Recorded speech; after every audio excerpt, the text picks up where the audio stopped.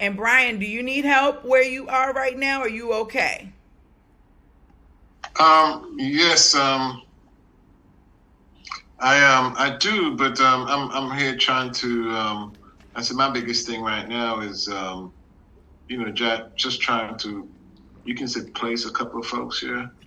Going through these resumes. I have a couple of folks that's looking to do that. So I'm gonna need some help, but I'm listening. I'm listening. Okay, so let me help you a little bit now. So are you pipelining people right now? Yes, I am. Actually, I did about 10, 15 of them a day. Then I'm actually just building a relation, talking to them. A couple of them, no medical though. Couple of IT, couple of cyber. Why no medical? Excuse me. Why no medical? Cause most of the resume I had was on IT and cyber. I have few medical. We got a couple of medical back. I have one that's a remote job that I'm trying to look at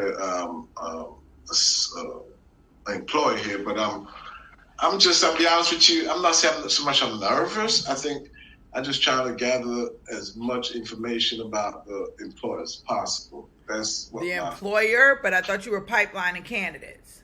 No, I'm saying I'm pipelining the candidate, but one particular one, which was my niece, she's my RN in the critical works critical, she's a critical care nurse, and she's been on me to see what I can find. So I was trying to get some employers just to find some employers to work with. But that's not how it works. That's not how it works. No, but that's not. I understand that, but go ahead. Yeah, because I don't want you to waste your time.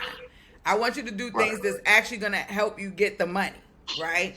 And I'm not sure who your niece is, but I don't want you to start with her per se, unless you're utilizing her to actually get into an organization, right? I had questions. I'll let you talk though, but I had questions. So you said you had 15 people. Where are you getting your people? How did you get these resumes?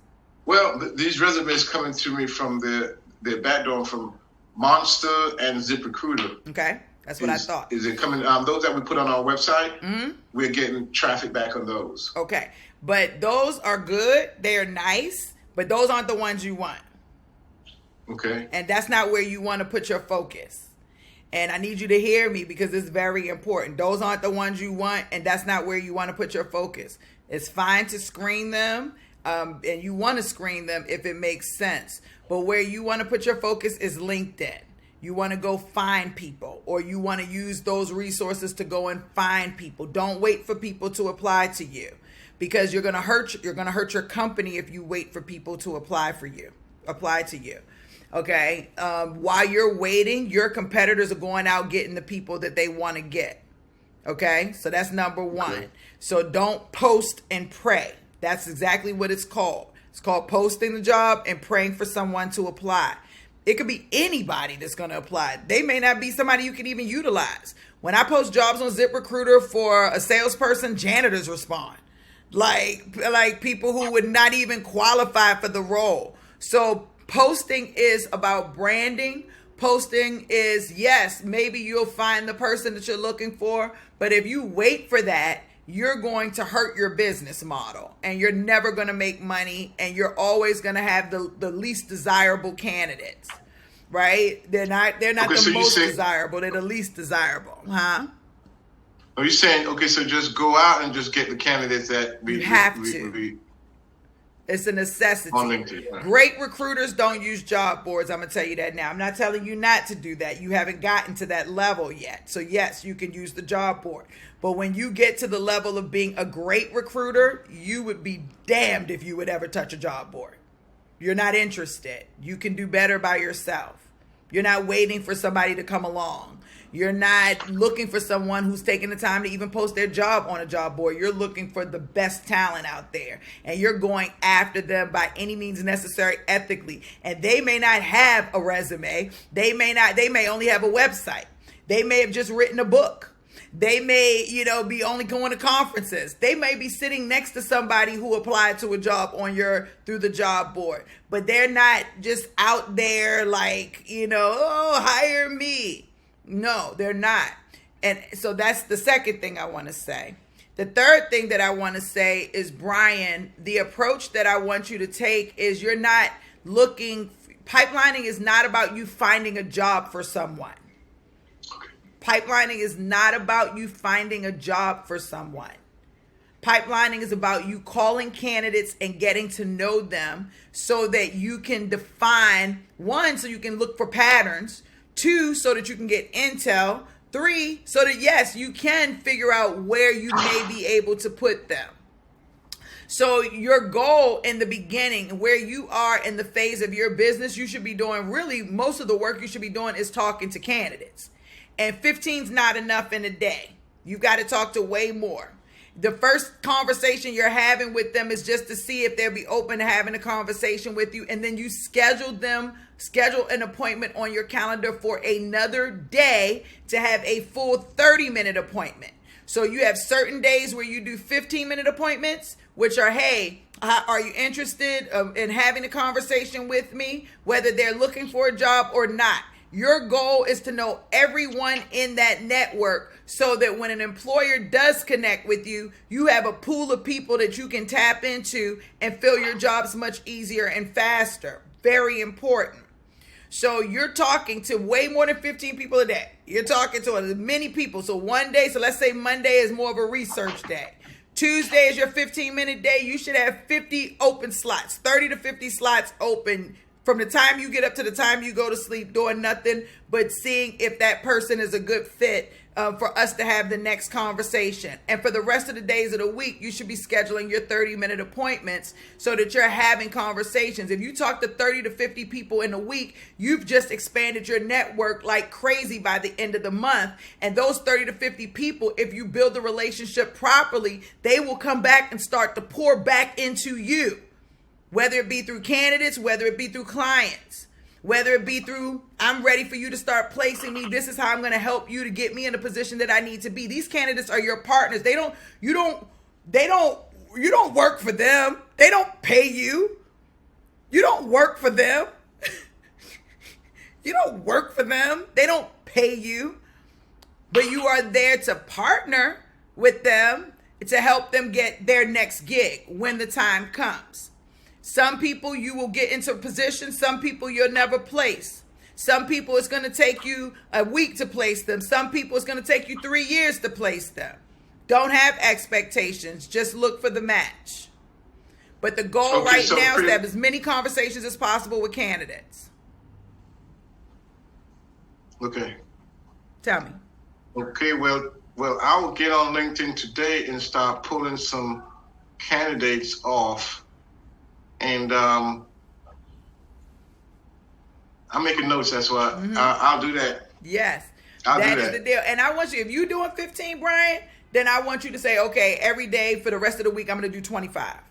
And then you're going to hit that number. And then next week, you're going to say, I'm going to do 35. And then you're going to push for that number. And the goal is you want to have 50 good conversations a week. 50 screen candidates a week. If you do that for 30 days, you're going to be like, oh my gosh, like your business is going to transform itself. You're not even going to have to work so hard to get a client. Right now, you're working too hard. I can tell you that right now. You don't even have to tell me. I'll be honest with you. I'm not really working too hard. I'm just trying to figure out the game. That's what I'm saying. You working too hard. That is exactly what I'm saying. Trying to listen to the words. Listen to the words. Trying to figure out the game. That you're working too hard. You working too hard, Brian. You working too hard. All right. Okay, I got you. Okay, so you said 50 a day is what I did. 50 LinkedIn candidates a day. Yeah, let's get them in there. Just get, you can send out, I think 100 LinkedIn requests a day. If you send out 100 LinkedIn requests, that's 100 conversations. right? Because you're sending out the request. So that's 100 activities. Then the people who are going to respond back, you're going to respond back to them immediately. Then you're going to send out 200, 300, 400 emails today. And Crelate, you can send out 400 emails today. I would send out 300 emails. Then you're going to go in and make 30, 40 phone calls. Then you're going to send in hundreds of texts. Like, you need volume, volume, volume, volume, volume. And getting those people on your calendar so that you can start having conversations and you can start screening them and you can start turning those conversations into real relationships that are going to turn into placements, dollars, all of that stuff. But you got to go ham. You got to call those people, Brian, like your life depends on it. Like you have no air left in your body. Got you. Okay, so 20 to 30, you said about 200 emails. Yeah. 200 emails, 30 to 40 phone calls per day. And I'm missing something here. Your LinkedIn invites, send out LinkedIn connection requests. You get 30,000 under your account. I've got 28,000, 29,000. You can send out 100 a day or 75 a day so you don't hit the max. Connect with people. Connect with people in your network, the types of candidates you need. So if you got healthcare candidates, then Monday connect with healthcare people. Tuesday connect with aircraft. Wednesday connect, however you've got your niche market set up. Every day you connect with a certain amount of people and be relentless about it. Start your day that way. Okay, the first thing I do when I come in is connect. I do it on my phone on the toilet. Just keep it real. If I'm sitting on the toilet, that's an easy process to do while I'm sitting on the connect. So now I'm not taking out my work day. I said it. Okay.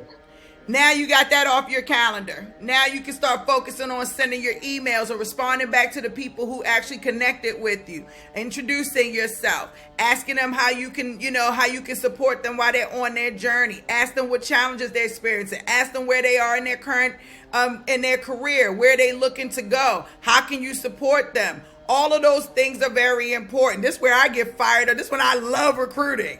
This is like starting them conversations and building that relationship. You'll be surprised all the things you're going to learn about who's hiring, who's firing, who's great at something, who sucks at something. Like, you're going to learn everything. You're going to start putting pieces together. You're going to realize God been working in your favor the whole freaking time. You ain't even know it. One of them days you're going to be walking around trying to really be feeling the spirit when you realize, oh my gosh, look at how the pieces then came together. I'm so glad D got in my ass and told me to do this, because I talked to this person who connected me with this person, and now this, and I knew them from them, and this, and now they need this, and now I got this. I talked to LaCoya Harris yesterday. She's been with me for years. And this girl's killing it in her staffing business. Killing it. I'm telling you, I'm so fired up to see my clients doing great. If y'all listen, I will not steer you wrong. I'm telling you. All right. You got this, Brian. I got this. Okay, high five. Good job. High five. I love it. You got me. You tore up on me. It's all good. I love it. I love it. I didn't tear up on you. I just poured a different level of love. You know what I mean. I didn't mean it like that. You poured into me, and I'm going right now to get on it. Yeah. I want to see you win, and I believe in you. I do believe you're going to be one of my biggest success stories in real life. I believe you got that energy, Brian. I had a vision of that. You got that energy. I just got to get the shit right. I just got to get it. Got to get a damn plan. Listen, you got a story. You've got a story. You came over here and started with nothing. You ain't about to go backwards. You about to go forward. There's nothing that can hold you back from the success that's meant for you. That's the realest thing I can say to you. And I know, just based on your story, based on how far you've come with very little, and how much you've got more than most people have, who you got a whole office, Brian. Like, you are favored in real life. So if you think for one moment you're not about to rock this shit out, what? I'm gonna rock it out. Oh my gosh, what? Come on now with it. I'm gonna rock it out. Come on with it. I'm gonna rock it out. Come on now. Listen, get that energy up there. Come on. We already know what it is. So I ain't even worried. Like, you got this, Brian. I know. It's just a matter of time. Come on with it,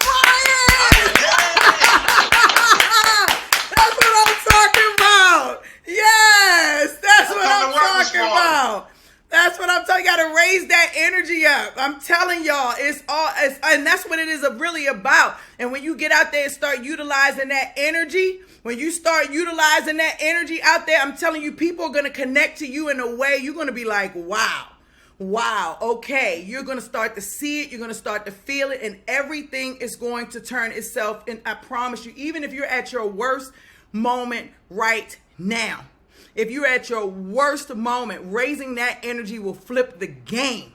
And people feel it. Everybody on this call can feel that energy that I'm pushing out there. People can feel it. And when they feel it, it feels so good that they want to connect to it. Now they're like, okay, what do you do? How can you support me? Then you connect. That's how you make those connections, because that's what we're here for. We're here to help each other on this journey, good, bad, or indifferent. We're here to help each other on this journey. Whittling said, amen. Ebony Hall said, Brian stood up. He feeling it now. I know it's right, Brian. Yes, Lord. Yes, Lord. I got it. Sister said, Brian, you're in the process of translating the conversation and state of being from military to civilian. I've been there for sure. So she's really supporting you. She's saying she knows what it's That's what's like. up. Yeah. Thanks, Sister Soldier. Hey, that's what I'm talking about.